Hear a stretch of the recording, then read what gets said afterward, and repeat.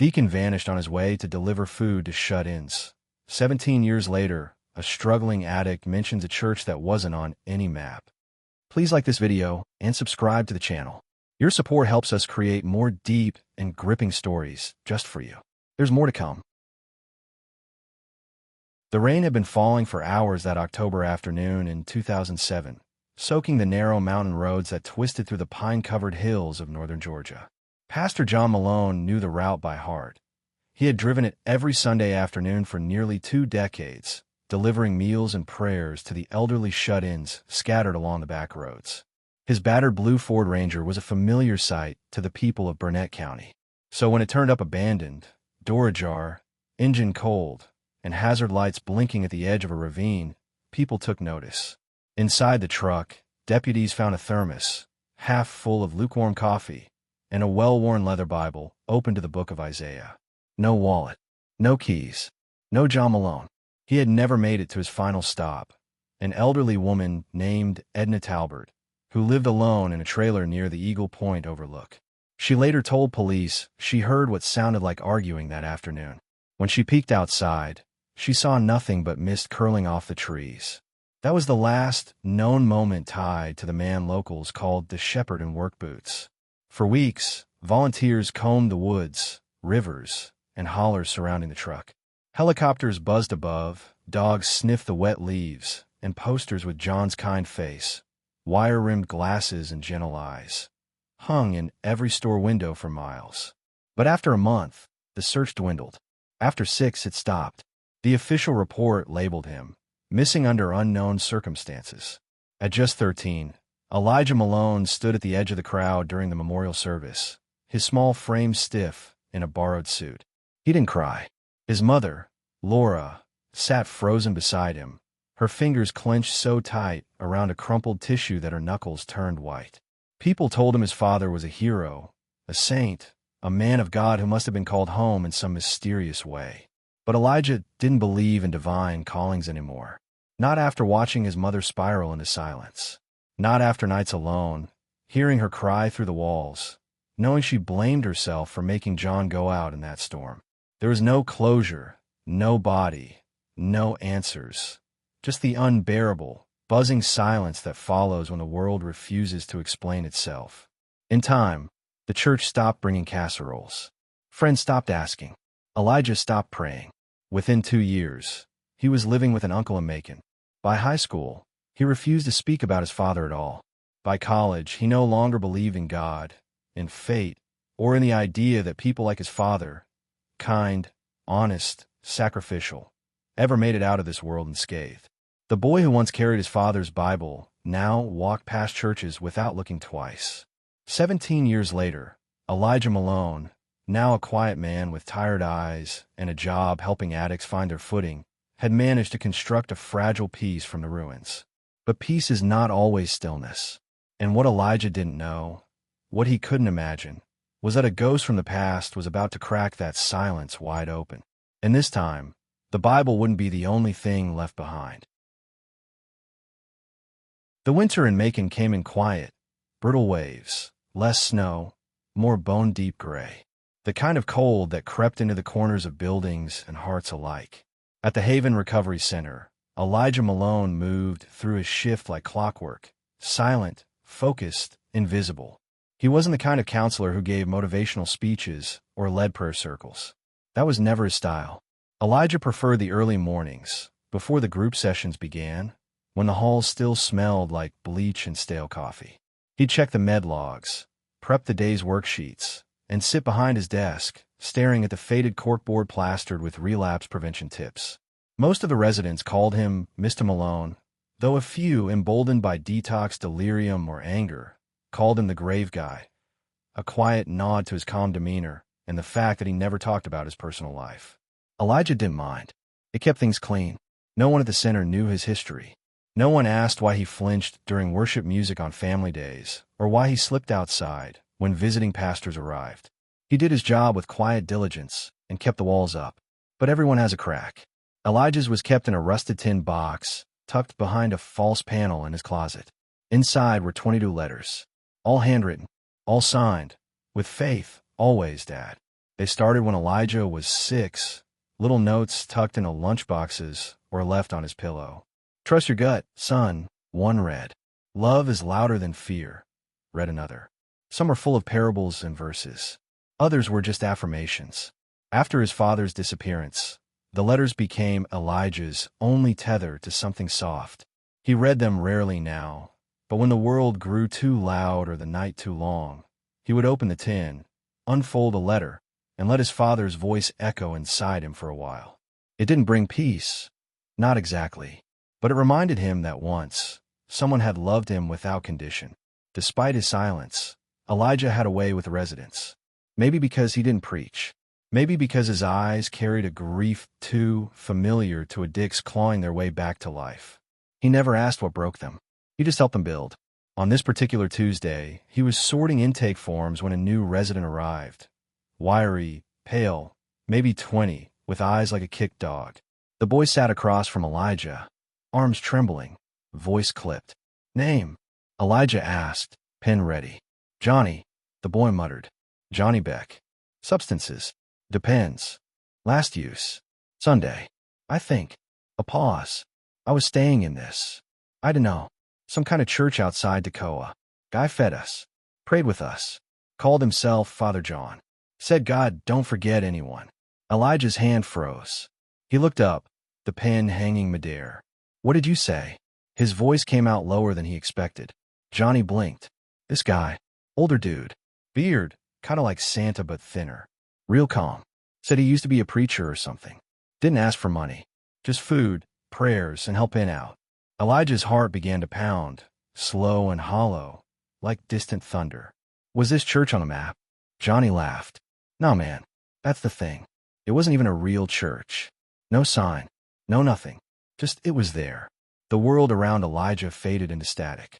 After 17 years, someone had finally mentioned his father's name, or something close to it. And something in Elijah cracked open. Johnny Beck didn't talk much the first few days. Detox had drained the life out of him. Shivering limbs, glassy eyes, and a cough that sounded like it came from somewhere deeper than his lungs. But once the shaking stopped and the color returned to his face, he began to open up in scattered fragments. He spoke in circles, like most of them did, stories warped by time and trauma. But one thread kept repeating. A man he called Father John. Dude was like weird, you know? Johnny said one morning in the smoking area, exhaling a sharp plume into the cold. Didn't talk a lot. Just showed up on Sundays with soup and prayers. Wouldn't tell us where he lived. Said God sent him. Elijah leaned against the railing, arms crossed, trying to appear casual. But inside, 1,000 wires had begun sparking. Where was this? He asked quietly. Abandoned textile district near Toccoa.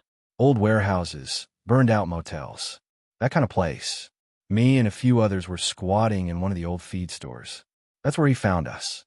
Johnny looked down at his hands, picking at the cuticle of his thumb until it bled slightly. He'd sit with us. Not preachy. Just listened. Then he'd pull out this little thermos, pour soup in those styrofoam bowls, and talk about forgiveness like it was still possible.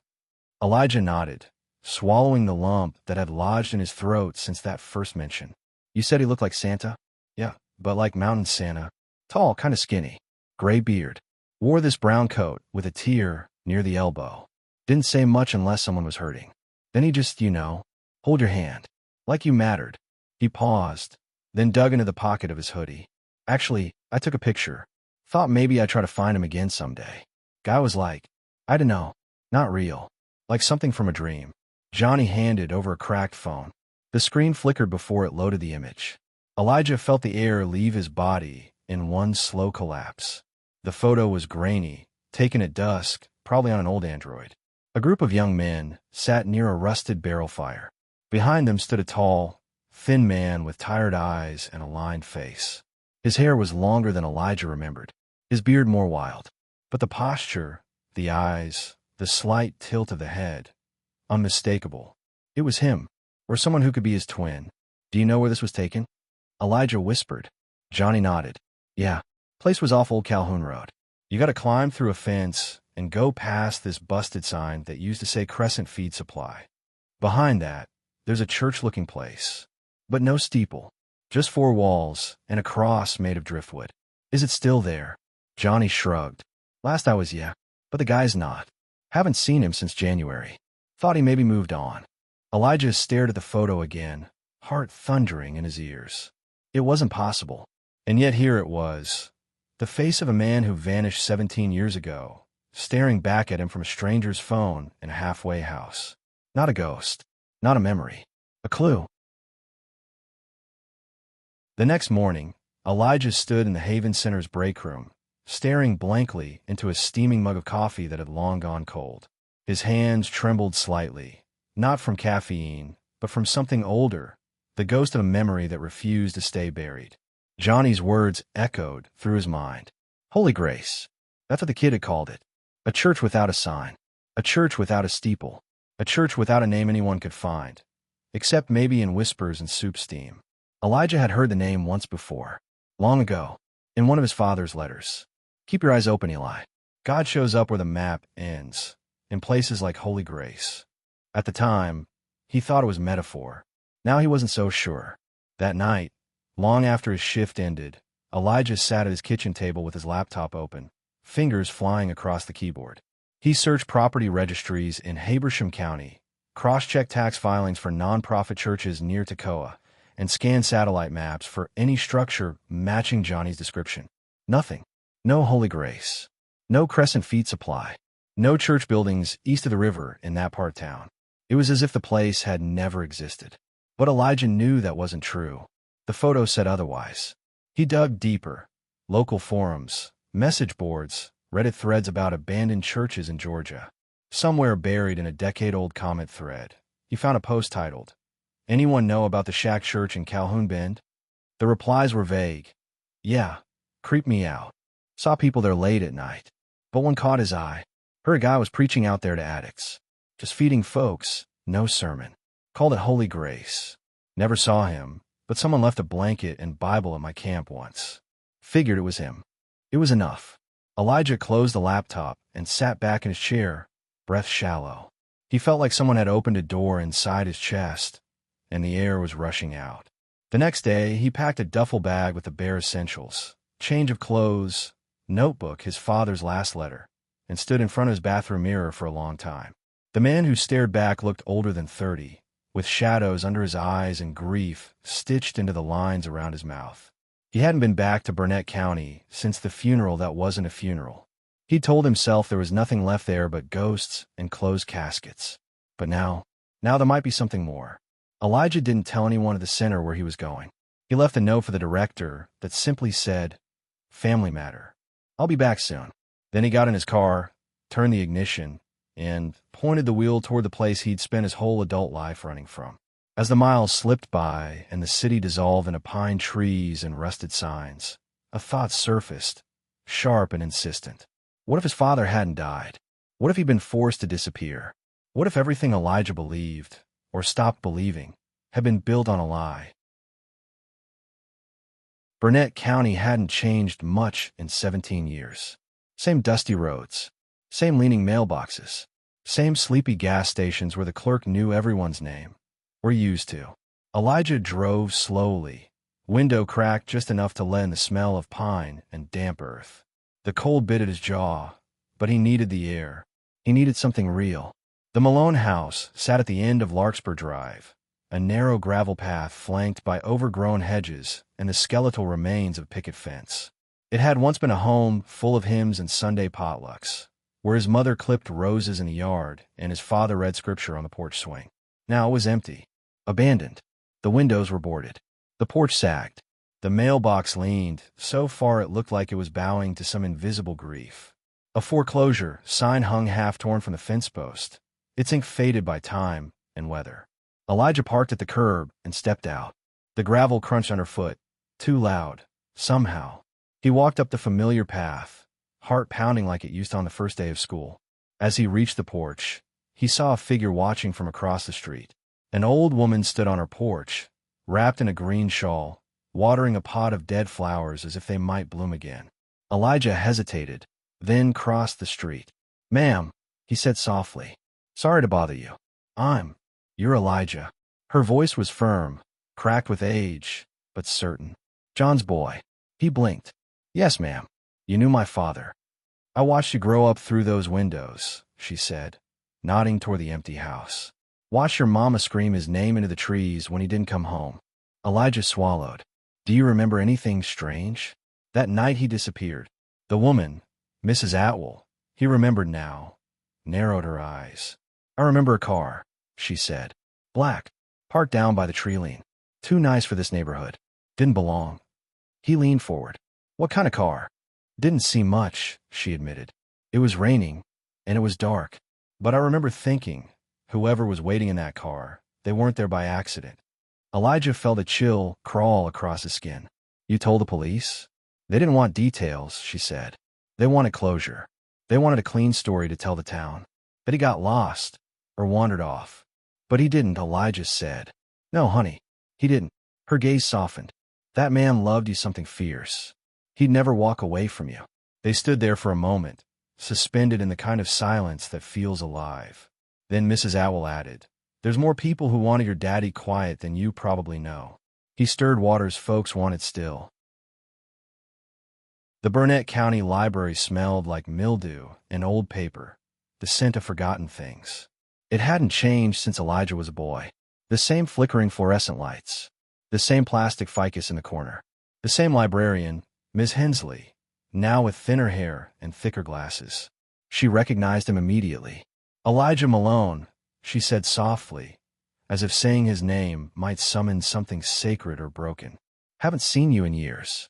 I'm just passing through, he said quickly, forcing a polite smile. Looking for some old newspaper archives. She tilted her head. About your father?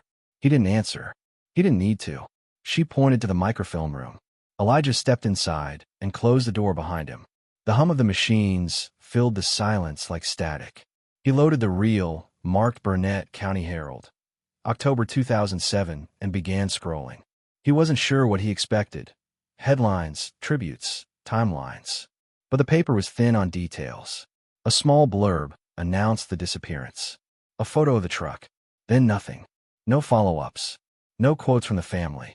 No community vigils. It was as if the county had collectively decided not to remember. He scrolled forward a week. Then 2. Then 3. Nothing. No memorial service coverage. No interviews. No suspicions. The space where those stories should have lived was filled with bake sale announcements and football scores. Then he hit a snag. November 1st, 2007. The page was torn.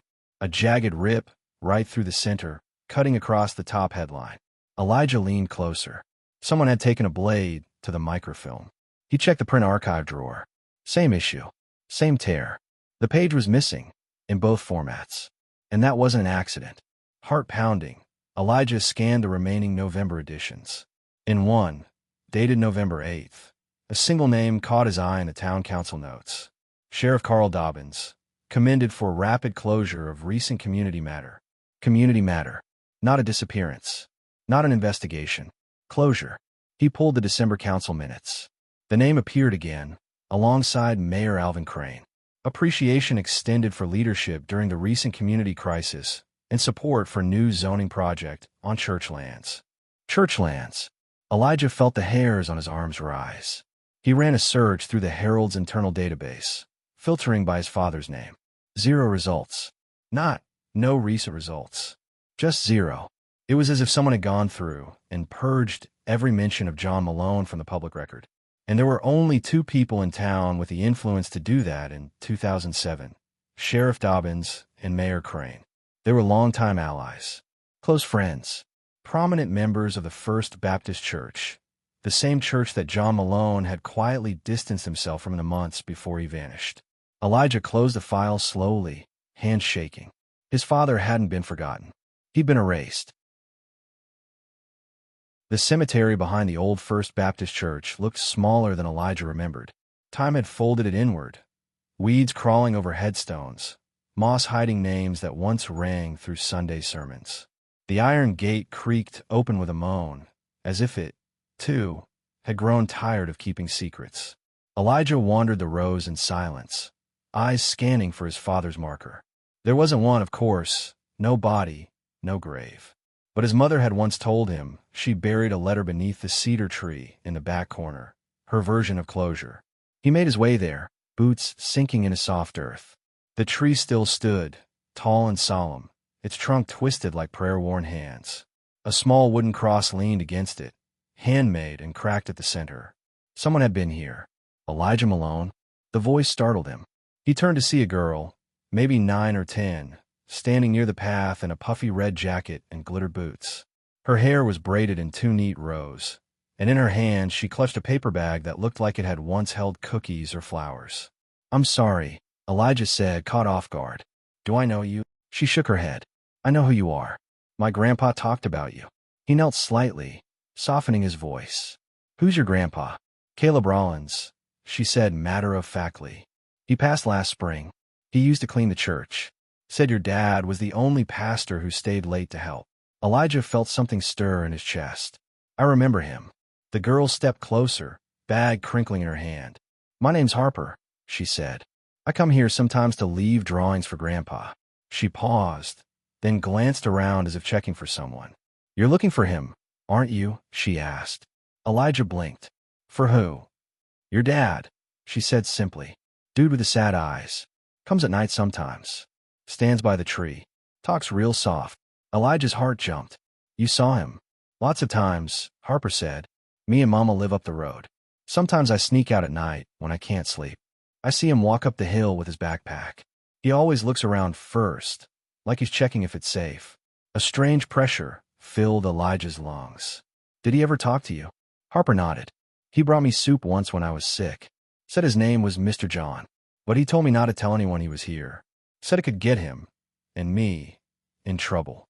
Elijah knelt down fully now, meeting her eyes. "Harper, are you sure it was him?" She looked confused, then reached into the bag. From inside, she pulled out a worn coin, gold-toned with a dove stamped in the center. Elijah recognized it instantly. His father had carried one just like it. He used to say it was from a mission trip in Guatemala, his reminder to serve, not save. Harper handed it to him. "He gave me this the last time I saw him," she whispered. "Said I was brave." The building was barely standing. A faded sign above the door read, "Grace Kitchen, EST 1992, the paint flaking off in long, curling strips like sunburned skin. Elijah had passed 100 times as a boy, back when it had been alive with volunteers, laughter, and the smell of cornbread and stew. Now it sat at the edge of town like a forgotten ghost, its windows dark, its doors chained, or so it seemed. The back door, partially collapsed, allowed just enough space for someone determined to squeeze through. He did. Inside, time hung like dust in the air, thick, unmoving. The rows of folding tables were still there, some overturned, others bowing under their own weight. Cracked plastic trays lay scattered on the ground. A child's shoe rested beneath one of the benches, frozen in time. Elijah walked slowly, guided by instinct more than logic. Toward the front of the hall stood a raised platform with a simple wooden altar, nothing like the ornate pulpits of the main church. It was humble, functional. The cross above it had split diagonally, as if struck or shattered by force. Behind it, exposed brick showed through layers of old plaster. Something tugged at him. He climbed the platform, fingers tracing the uneven wall behind the altar. Some bricks were darker than others. One, near the center, sounded hollow when tapped. Heart pounding, Elijah reached into his bag for the small utility knife he carried. He wedged it carefully into the mortar, chipping away. Bit by bit, a narrow brick loosened, then slid free with a dry scrape. Behind it was a void, dark and square, about the size of shoebucks. And inside it, a bundle wrapped in old canvas, tied with twine. It smelled of mold and cedar. Hands trembling, Elijah pulled it free and untied it on the altar table. A journal, leather-bound, weather-stained, pages frayed at the edges. He opened it. The handwriting was unmistakable, sharp, looping letters that filled entire pages with measured urgency. October 3rd, 2007. They came to me again today. Crane and Dobbins. Said my sermons were interfering with the community's trust. I told them I wouldn't stop feeding the families outside First Baptist. I told them God's house has no gate. But it's not just the food. I've seen the numbers. The church charity account, It's bleeding money. And I know where it's going. $10,000 transferred to a Restoration Outreach LLC. A shell. That's not a ministry. That's a laundering scheme. Elijah flipped ahead, pulse hammering in his ears. If anything happens to me, if I disappear, it won't be an accident. It will be because I refuse to stay silent. He read on, each page a dagger. Names, account numbers, specific dates of meetings, warnings, threats, mentions of parishioners who had grown suspicious, who were later dismissed, relocated, or suddenly stopped attending. It was more than a journal. It was a time bomb, a detailed map of corruption, betrayal, and cowardice, buried behind the altar of a building once meant to serve the forgotten. Elijah sat back, the journal in his lap, his father's words ringing in his ears. The truth had been buried in stone, but now it had come loose, and someone, maybe more than one, was about to feel its weight.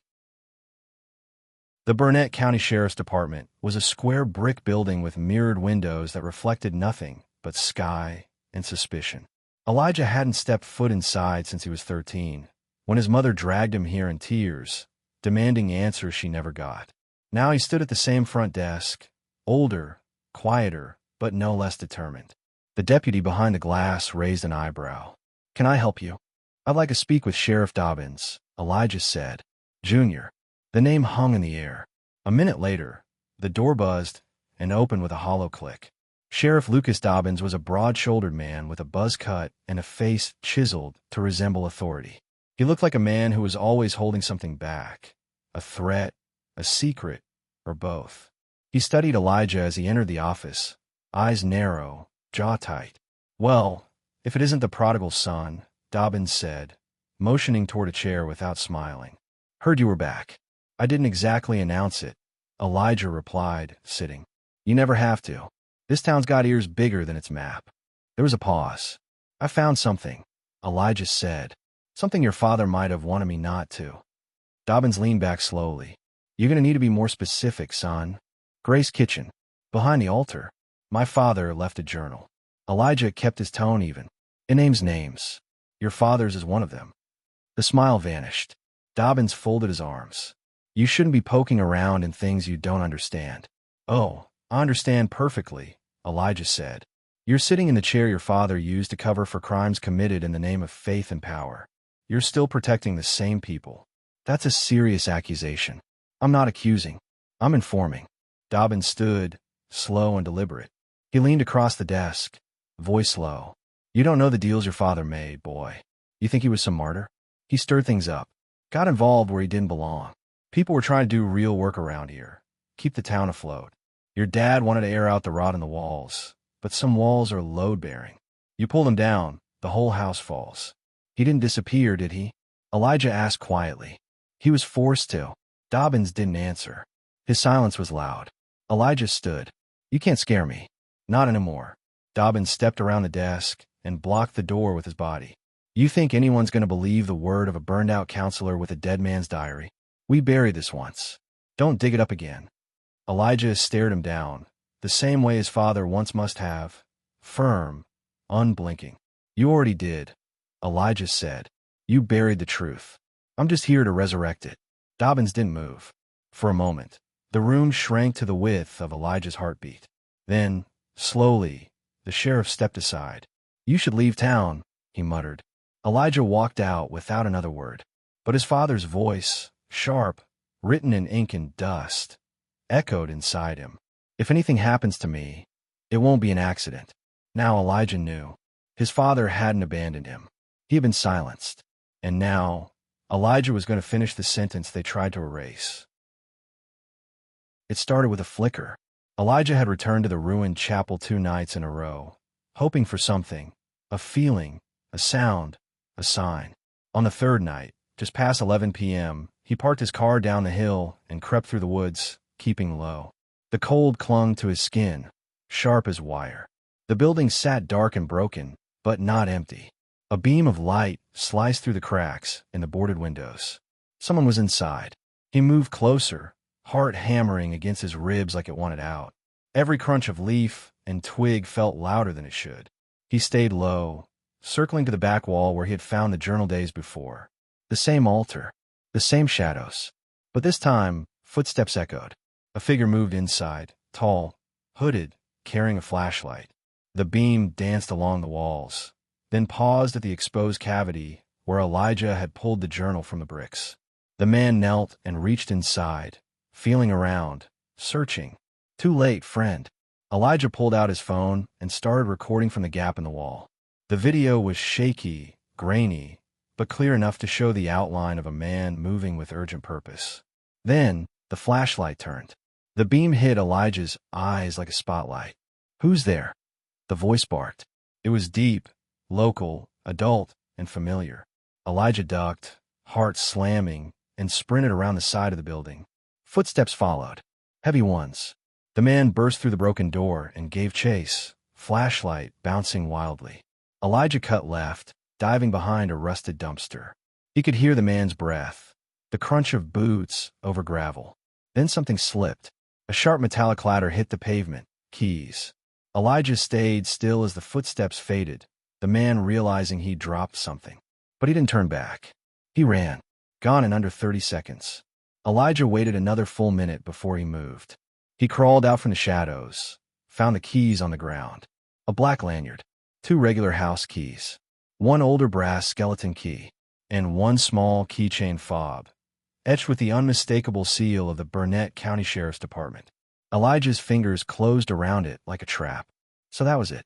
Whoever had been coming to the church at night wasn't just protecting secrets. They were connected to the very office that had buried his father's case. Someone in uniform, or someone with access.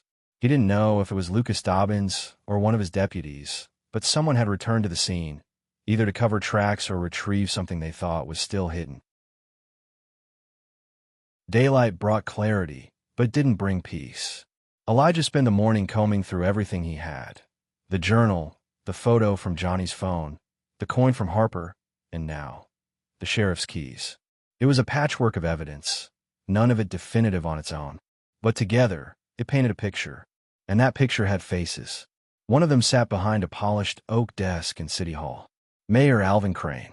Back in 2007, Crane had been a city councilman, ambitious, persuasive, always in a suit a little too sharp for a town this size. He rose quickly after John Malone's disappearance.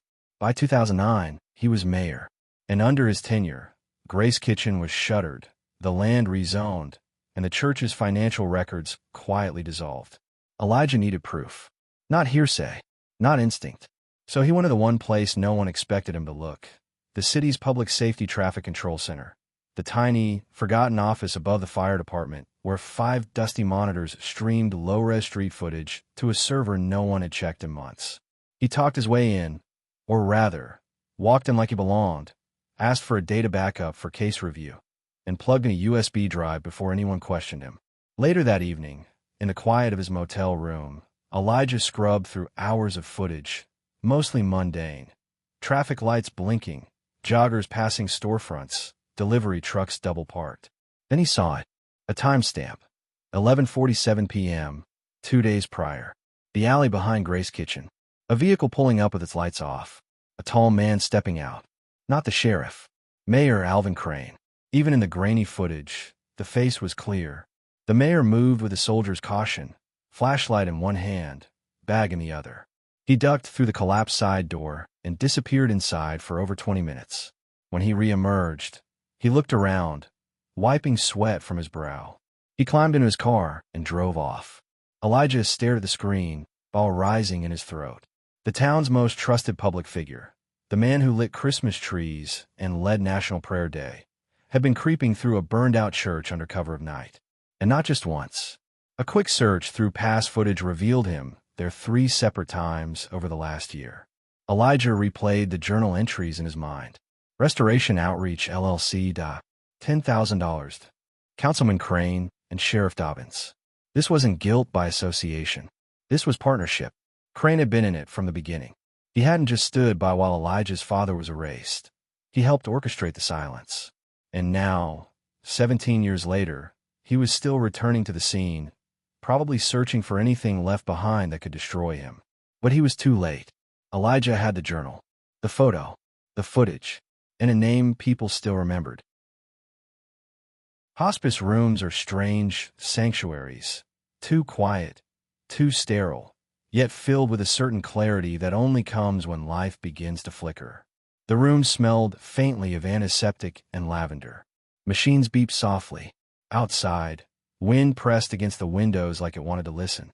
Elijah sat beside the bed of Martin Ellis, once a deacon of First Baptist Church and, decades ago, one of his father's closest confidants. Now, Ellis was 91, ravaged by bone cancer, breath coming in shallow waves. He called for Elijah. "I'm not looking for forgiveness," Martin rasped. "I already know I won't get it. I want to stop carrying this before I go." Elijah leaned forward, his voice steady. "I'm listening." Martin's eyes, still sharp beneath lids like parchment, locked onto his. "Your father was a good man," he said. "Too good for what this town became." There was a long pause, like his lungs were deciding whether they could survive the weight of the truth. He found the money trail. New Crane and Dobbins were funneling donation funds through a fake nonprofit. At first, he came to us, the council, thinking we'd back him. Expose it. Clean house. He let out a bitter laugh that turned into a cough. But we were cowards, afraid of losing our pews, our jobs, our names in the paper. Most of us stayed quiet. A few tried to talk him down. I was one of them. Elijah's jaw clenched. "You tried to silence him." Martin nodded weakly. But he wouldn't be silenced. Not by threats. Not by reason. So they escalated. Elijah's stomach turned. "Did they kill him?" Martin shook his head. "No, but they wanted to break him. And they nearly did." He turned toward the window, his eyes clouding with memory. "They threatened your mother. Said if he didn't disappear, she'd be next. Said they'd make it look like an overdose. A car crash. An accident in the tub. Whatever would convince folks it was just bad luck." Elijah felt his hands curl into fists. "That's when he came to me one last time," Martin whispered. "Told me he was leaving. Said if he stayed, it would kill all of you. He made me swear not to tell anyone, not even Laura. Said it was the only way to keep you both safe." Tears welled in Elijah's eyes. He left everything behind. His name, his church, even his Bible. Went up into the mountains under a new name. Disguised his voice. Grew a beard. Worked as a handyman in backwater towns. Always moving. Always watching from a distance. Why didn't he come back? Elijah's voice cracked. Martin turned to him with a look of unbearable sorrow. He thought the only way to protect you was to become a ghost. Silence settled between them. Thick, suffocating. "I'm so sorry," the old man whispered. "We didn't kill him, Elijah, but we buried him all the same."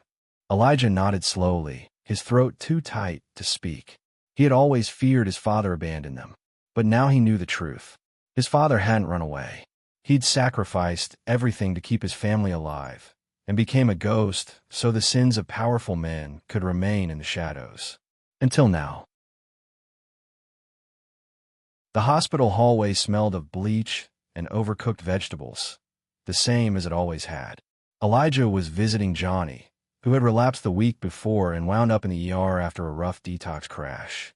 He sat now, half lucid, drifting between sleep and wakefulness, his skin pale but healing. Elijah stood quietly at the foot of the bed, waiting for a nurse to finish her notes. The door creaked open behind him, and someone stepped in. "Just checking in," said a voice, warm, low, familiar in a way that made Elijah freeze. Johnny's eyes snapped open. "You," he croaked. The man at the door turned toward him, startled. He was older now, thinner, worn by time, his hair fully silver. His beard was trimmed but still wild at the edges. He wore a flannel coat and heavy boots caked with red Georgia clay. Elijah turned slowly. Johnny sat up straighter, blinking in disbelief. "That's him," he whispered hoarsely. "That's Father John." The older man's face paled. Elijah took one step forward. "Dad." The room held its breath. John Malone didn't answer at first. His hand twitched at his side. His lips parted, but the words got caught somewhere deep in his chest. "Elijah," he finally said, his voice barely audible. The name hit the air like a spark. Elijah stared, searching the man's face, finding the pieces, the eyes, the slope of the brow, the familiar way he stood with weight on his left foot. It was him. Older. Weathered. But him. "Why?" Elijah whispered. "Why didn't you let me know you were alive?" John stepped forward slowly. Because if I had, they would have found you. They were watching. Always watching. Tears blurred Elijah's vision. I thought you were dead. I thought you left us. I never stopped watching over you. John said. I saw your graduation. Your first job. I even came to Macon once and watched you speak at the center. You were there. Elijah's voice cracked. I never stopped loving you. John said. I just stopped being allowed to be your father. Johnny, still groggy, looked between them, then quietly lay back down, sensing something sacred had begun. Later that day, Elijah followed his father out of the city and deep into the foothills, past the paved roads, past any GPS signal, to a small wooden cabin tucked into a grove of trees. There was no power, no plumbing, only a fireplace, a cot, and shelves stacked with worn books and canned food. They sat together on a bench beneath a pine tree as the sun dipped behind the ridge, painting the world gold. I buried my voice for 17 years, John said quietly. But I couldn't bury my faith. I found people who needed help, and I helped them, quietly, carefully, hoping someday the truth would find its way back. It did, Elijah said, voice trembling. You didn't lose your faith. You passed it on, even if I didn't know it. They sat in silence, shoulder to shoulder, two men broken open by time, stitched together by truth. The press conference was held in the fellowship hall of the Old Methodist Church, neutral ground. The building hadn't seen this many people in years. Local reporters, concerned citizens, former congregants, and even a few skeptical officials packed the space, their murmurs buzzing like wasps beneath the fluorescent lights.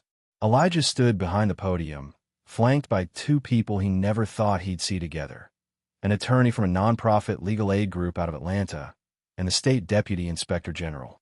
Both had reviewed the documents, the footage, and the statements. Both had confirmed there was more than enough to open a formal investigation. A row of microphones pointed at Elijah like loaded weapons. His palms were damp. His throat was dry. But his father sat just a few rows back, hidden behind a baseball cap and thick glasses, his presence a steady weight at Elijah's back.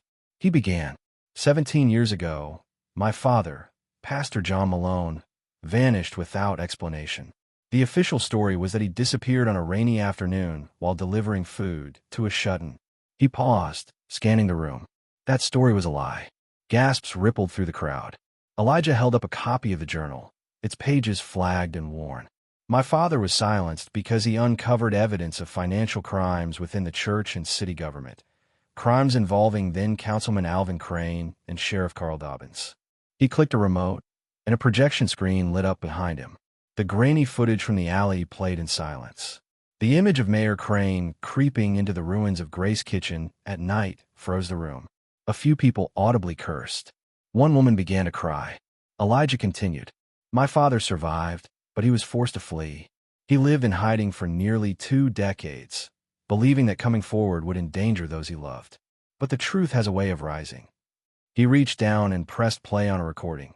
His father's voice, steady but weathered, filled the hall. If you're hearing this, it means the silence has ended. I did not run from my calling. I was driven into exile by men who claimed to serve God, but instead serve power. I forgive them. But forgiveness does not mean escape from accountability. The room fell into a stillness that felt holy. When the recording ended, Elijah spoke again. I'm not here for vengeance. I'm here for justice. For the people this town forgot. For the children who went unfed. For the money that vanished. For the voices that were stolen. Reporters shouted questions. Cameras flashed. A man near the back stood and demanded the mayor resign. By sunset, 3 things had happened. The district attorney confirmed a criminal investigation into the financial dealings of Crane and Dobbins. Mayor Crane issued a vague, panicked statement denying malicious intent before retreating into silence. A formal request was filed to audit church-affiliated nonprofits, stretching back 20 years. Elijah stepped outside into the crisp evening air. He didn't feel triumphant. Not yet. But he felt aligned. As if for the first time, his father's name wasn't just whispered in regret or reverence. It was spoken in truth. The reckoning had begun. And this time, the town had to listen. The doors creaked as Elijah stepped inside. For the first time in 17 years, he crossed the threshold of the old First Baptist Church. The sanctuary smelled of dust and wood polish, but something warmer too. Light pouring through the stained glass windows, fractured into colors that danced across the pews like soft blessings. His steps echoed softly on the floorboards as he walked the center aisle. The last time he'd been here, his mother's hands had trembled in his, and his father's absence had pressed down on them like a storm cloud. This time, it was different. The space felt familiar but not haunted. Still sacred. Still wounded. Still waiting. Elijah stopped near the front, at the third row on the left. There sat Johnny Beck, clean-shaven, freshly showered, wearing a too large dress shirt and an expression of quiet awe. In his arms, a baby girl cooed softly, wrapped in a pink blanket.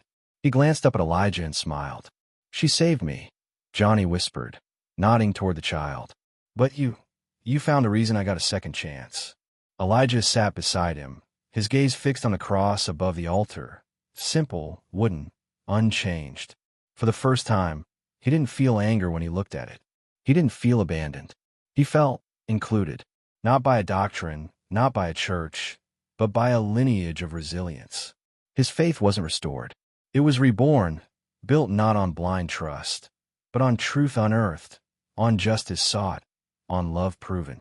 He reached into his coat pocket and pulled out the old journal, the one his father had written, page by page, in fear and defiance. He had reread it 3 times in the last week.